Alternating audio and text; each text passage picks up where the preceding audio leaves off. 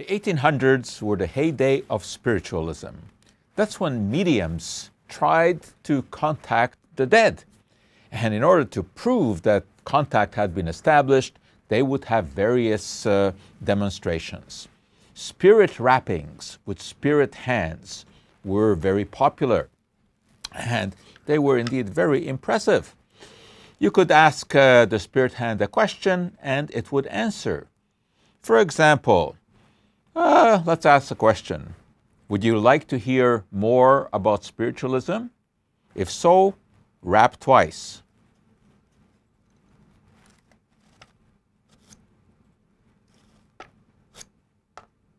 One, two. Yeah, I bet you would like to hear more about spiritualism. And I'll tell you, one of the most intriguing spirituals demonstrations was the supposed flying out one window and coming in another window by Daniel Dunglas Home, one of the most celebrated mediums. Well, of course, most people were skeptical of this, but nevertheless, the press got a hold of it, and it was kind of portrayed as fact that he had actually flown out one window and in another. And this gave impetus to magicians to try to replicate that feat. Let's take a look at that. Let me introduce you to John Nevil Maskelyne, one of the most famous magicians of the 1800s.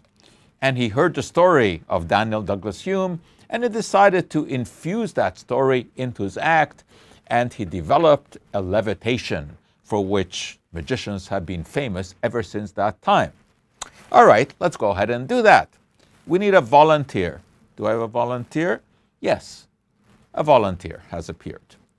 So the volunteer would be put on a pedestal, and music would play, and slowly all means of support were removed, and the volunteer would float in midair. But I'll tell you what was Maskelyne's major contribution: proof that there were no attachments, because he developed a method to take a hoop and pass it from one side to the other, obviously showing no signs of support.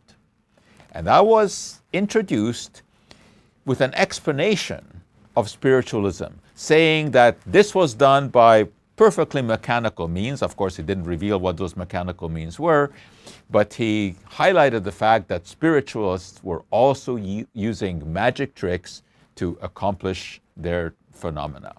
So take a bow, John Nevil Maskelyne, basically for introducing people to skepticism. And he, along with Houdini, was one of the forefathers of debunking mediums.